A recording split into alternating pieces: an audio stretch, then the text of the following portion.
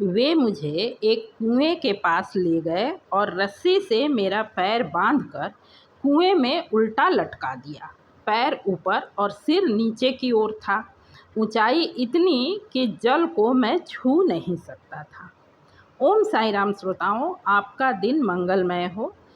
इस दिव्य ग्रंथ के हर अध्याय आपके जीवन के किसी न किसी समस्या का समाधान अवश्य देता है, इसलिए पूरा वीडियो ध्यान से सुने। मैं जानती हूँ आप इस पवित्र ग्रंथ के लाभ से परिचित हैं, पढ़ना भी चाहते हैं, पर पढ़ने में मन नहीं लगता, इसलिए पढ़ना भार स्वरूप हो जाता है ना? आज से इस बात की चिंता बिल्कुल छोड़ दीजिए, क्योंकि मैं आपको हर अध्याय का सारांश, और वह भी बिल्कुल शॉर्ट में, बस कुछ ही मिनटों में सुना दूंगी। यूँ भी सचरित्र में ही वर्णित है कि पढ़ने या सुनने दोनों का लाभ बराबर है, फिर चिंता किस बात की। एक बात और श्रोताओं, YouTube पर साईं सचरित्र सुनाने के वीडियो तो बहुत हैं, पर मेरा दावा है जिस तरह से भावार्थ के साथ मैं सुनाती हूँ, ऐसा वीडियो आपको और कहीं नहीं मिलेगा। आप एक बार पूरा वीडियो सुनकर तो देखिए। पिछले अध्याय का लिंक डिस्क्रिप्शन में मिल जाएगा। साथ ही साईं सचरित्र भावार्थ नाम के प्लेलिस्ट में आप सारे अध्यायों को एक साथ भी सुन पाएंगे। श्री साईं की प्रेरणा और उनके ही आशीर्वाद से मैं यह काम कर रही हूँ, अतः आपको मेरा यह प्रयास तनिक भी पसंद आए तो वीडियो को लाइक और चैनल को ज़रूर ही सब्सक्राइब करें। आज प्रस्तुत है अध्याय नंबर 32। इस अध्याय में गुरु और ईश्वर की खोज, उपवास, अमान्य तथा बाबा के सरकार, इन्हीं विषयों को शामिल किया गया है। प्रत्येक विषय को मैं शॉर्ट कर आपको सुनाऊंगी। कथा 1, अन्वेषण। चाहे कोई कितना ही विद्वान और वेद वेदांतों में पारंगत क्यों न हो, अपने निर्दिष्ट स्थान पर नहीं पहुंच सकता जब तक कोई योग्य पथ प्रदर्शक ना मिल जाए। इस विषय में बाबा का अनुभव जो उन्होंने स्वयं बतलाया, वास्तव में आश्चर्यजनक है। एक समय हम 4 सहयोगी मिलकर धार्मिक पुस्तकों का अध्ययन कर रहे थे। इस प्रकार प्रबुद्ध होकर हम ईश्वर के मूल स्वरूप का विचार करने लगे। एक का मत था कि दूसरे पर निर्भर हुए बिना हमें स्वयं की जागृति करनी चाहिए। दूसरे ने कहा, जिसने मनोनिग्रह कर लिया है वही धन्य है। तीसरे ने कहा, यह संसार परिवर्तनशील है। चौथे, जो स्वयं बाबा थे, उन्होंने कहा, केवल पुस्तकीय ज्ञान से कोई लाभ नहीं, हमें अपना कर्तव्य करते रहना चाहिए।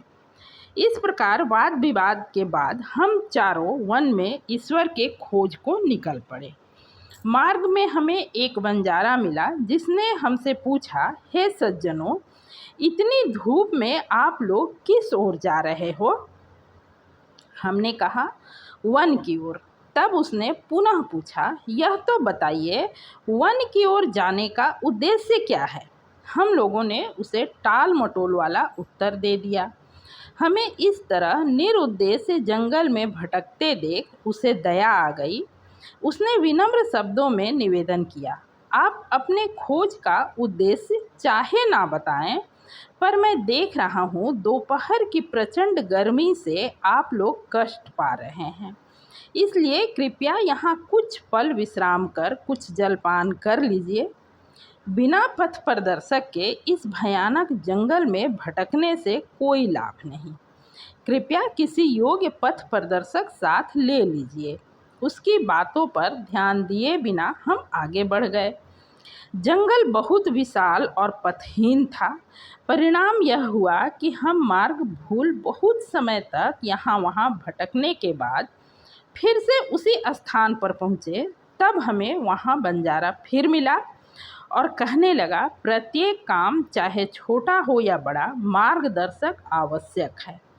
भूखे रहकर कोई काम नहीं हो सकता, इसलिए यदि कोई भोजन के लिए आग्रह करे तो उसे अस्वीकार नहीं करना चाहिए। भोजन तो भगवान का प्रसाद है। यदि कोई भोजन के लिए आग्रह करे तो उसे अपनी सफलता का प्रतीक समझो। इतना कहकर उसने पुनः भोजन के लिए अनुरोध किया। फिर भी हम लोगों ने उसके अनुरोध को अस्वीकार कर दिया। उसकी सरल और गूढ़ उपदेशों की ओर ध्यान दिए बिना हमारे 3 साथी तो आगे प्रस्थान कर गए। मैं भूख और प्यास से व्याकुल था ही बंजारे के प्रेम ने मुझे आकर्षित कर लिया। जो दूसरों से निस्वार्थ प्रेम करते हैं वे महान हैं। इसी कारण मैंने बंजारे की रूखी सूखी भोजन को स्वीकार कर लिया। क्षुधा निवारण होते ही गुरुदेव समक्ष प्रकट हो गए और प्रश्न किया, यह सब क्या हो रहा है? घटित घटना मैंने उन्हें सुना दी। उन्होंने आश्वासन दिया, मैं तुम्हारी हृदय की समस्त इच्छाएं पूरी कर दूंगा, किंतु जिसका विश्वास मुझ पर होगा सफलता उसी को मिलेगी। मेरे 3 साथी तो वहाँ से चले गए। मैंने उन्हें आदर सहित प्रणाम किया और उनकी आज्ञा मानना स्वीकार कर लिया। वे मुझे एक कुएं के पास ले गए। रस्सी से मेरा पैर बांधकर कुएं में उल्टा लटका दिया। पैर ऊपर और सिर नीचे की ओर था।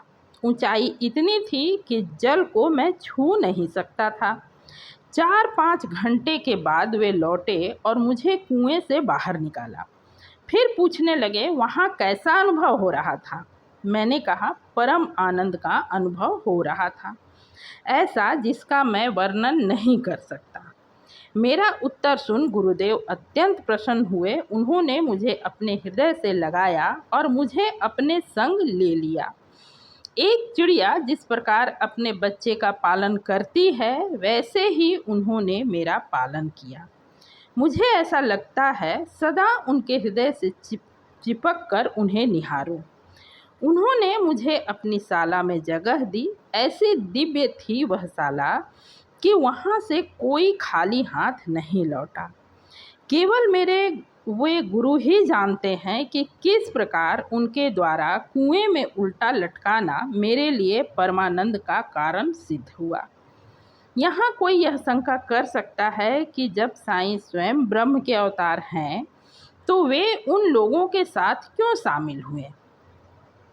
अन्न ही ब्रह्म है और गुरु की महिमा के लिए उन्होंने यह उदाहरण प्रस्तुत किया। तैत्तिरीय उपनिषद का कथन है कि माता पिता तथा गुरु का आदर सहित पूजन कर धार्मिक ग्रंथों का अध्ययन करना चाहिए। मैं परमानंद में था और उस समय का वर्णन कैसे कर सकता हूँ। शब्दों से प्रतीत होता है कि गुरु ने उन्हें समाधि अवस्था में रखकर चंचल इंद्रियों और मन रूपी जल से दूर रखा। कथा 2, उपवास और श्रीमती गोखले। बाबा ने स्वयं उपवास कभी नहीं किया, ना ही दूसरों को करने दिया। उपवास करने वाले का मन शांत नहीं रहता। ऐसे में परमार्थ की प्राप्ति कैसे संभव है? आत्मा की तृप्ति आवश्यक है। यदि शरीर में अन्न का ऊर्जा ना हो तो कौन सी आँख से ईश्वर को देखेंगे, कौन सी जिह्वा से उनका गुणगान करेंगे और कौन सी कानों से उसका श्रवण करेंगे। इसलिए ना तो हमें उपवास करना चाहिए, ना ही अधिक भोजन। बाबा की एक भक्त से परिचय प्राप्त कर श्रीमती गोखले दादा केलकर के घर आई। वे यह निश्चय करके आई थी कि बाबा के चरणों में बैठकर 3 दिन का उपवास करूंगी। उनके शिरडी पहुंचने से 1 दिन पहले ही बाबा ने केलकर से कहा, मैं होली के दिन अपने बच्चों को भूखा नहीं देख सकता।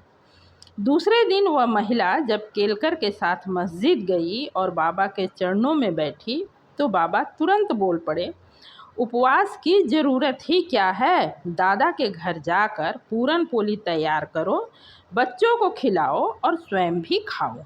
वो होली का दिन था और श्रीमती केलकर मासिक धर्म से थी। ऐसे में बाबा की युक्ति बड़ी ही सामयिक थी। कथा 3, बाबा के सरकार। बाबा ने अपने बचपन की एक कहानी का इस प्रकार वर्णन किया है। जब मैं छोटा था, जीविका उपार्जन को बिड़गांव गया। वहाँ मुझे जरी का काम मिल गया और मैं पूर्ण लगन से अपना काम करने लगा। मेरे साथ 3 लड़के और भी काम करते थे। मेरा काम उन तीनों से दोगुना हो गया। मेरी निपुणता देख सेठ प्रसन्न हुआ। वह मेरी प्रशंसा भी करता था। उसने मुझे एक पोशाक दिया जिसमें सिर के लिए एक पगड़ी और एक साला भी थी। वह पोशाक वैसे ही रखा रहा। मैंने सोचा, जो मनुष्य द्वारा निर्मित है वह नाशवान है, जो मेरे सरकार द्वारा प्राप्त होगा वही अंत तक रहेगा। मेरे सरकार कहते हैं ले जाओ, लोग मेरे पास आकर कहते हैं मुझे दो मुझे दो, पर जो मैं कहता हूँ उस पर कोई ध्यान देने का प्रयत्न ही नहीं करता।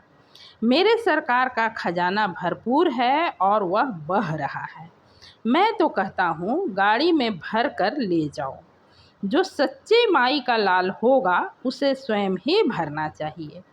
यह शरीर मिट्टी में मिलकर सारे भूमंडल में व्याप्त हो जाएगा, फिर यह अवसर कभी प्राप्त नहीं होगा। जो कुछ भी मैं करता हूँ एक दिन उसका फल उसको जरूर प्राप्त होगा। श्रोताओं, बाबा के शब्द और उनकी लीलाएं सांकेतिक हुआ करते थे। जो कुछ इस अध्याय में वर्णित है वो आध्यात्मिक पथ के लिए है। ओम साई राम। श्रोताओं, साईं प्रेरणा से किया जा रहा मेरा यह प्रयास आपको तनिक भी अच्छा लगा हो तो वीडियो को लाइक और चैनल को ज़रूर सब्सक्राइब करें। पूरा अध्याय सुनने के लिए हार्दिक धन्यवाद।